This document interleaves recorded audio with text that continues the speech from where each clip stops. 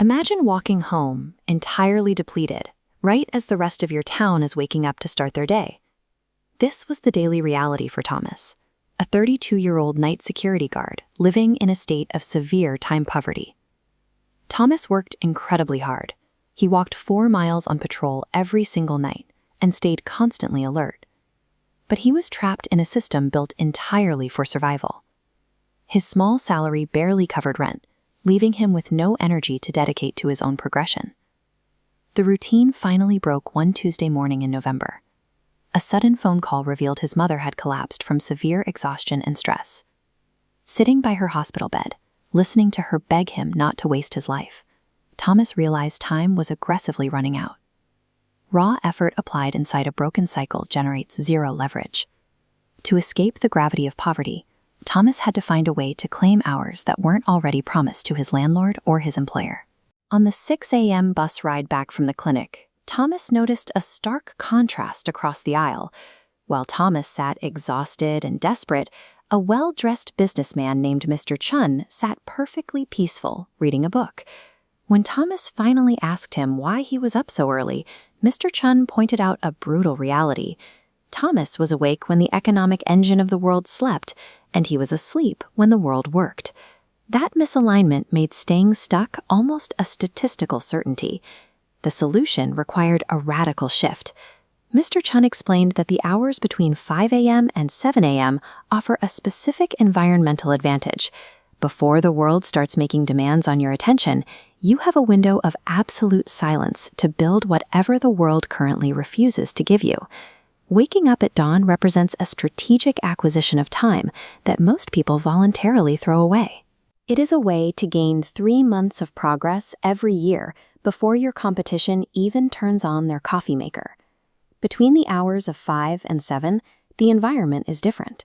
There are no notifications, no morning meetings, and no external interruptions. This is the only part of the day where your willpower is at its absolute peak. Look at a standard 24-hour clock. If you claim just those 2 hours every morning, the micromath scales quickly. That is 14 hours of focus a week, which becomes 60 hours every single month. Stretch that same habit across an entire calendar year, and the calculation expands. This single daily action generates 730 extra hours of usable time. Divide those 730 hours by a standard 8-hour shift, and you get exactly 91 full workdays. By making a simple shift in a sleep schedule, you gain an extra 3 months of productive life every single year. Of course, that time is useless without a blueprint.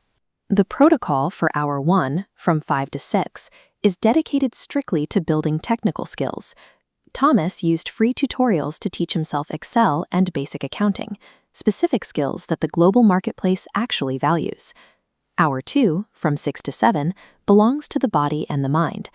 30 minutes of physical movement keeps the body from breaking down under the stress of the new schedule, while the final 30 minutes are used to plan the day, so you aren't just reacting to events as they happen.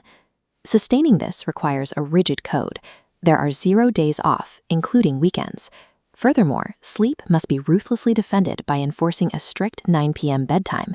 You are not cutting sleep, you are simply moving it. This requires a total redefinition of sacrifice.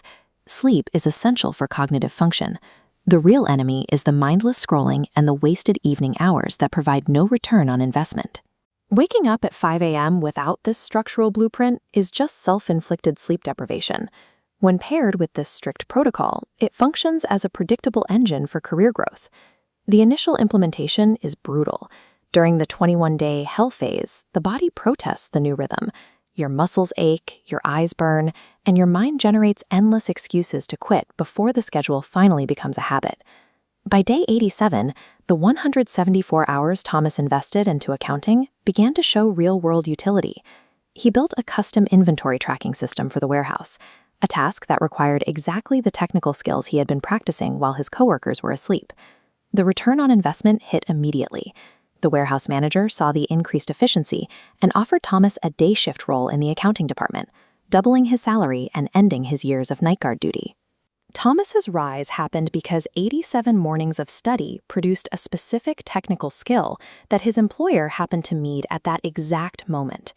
He was ready because he had already put in the equivalent of an extra month of work.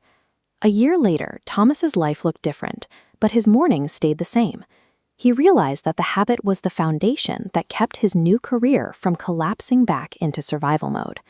Thomas built a new life starting with nothing but a library card and a 5 a.m. alarm. You already have high-speed internet, a catalog of free education, and immediate opportunity. You have every tool required to do the same.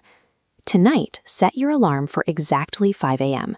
Place the phone across the room so you have to stand up to turn it off. Choose one skill that the market is willing to pay for and commit to the 2-hour protocol. Your future self is waiting on the other side of tomorrow's alarm clock. Do not make them wait another day by hitting snooze.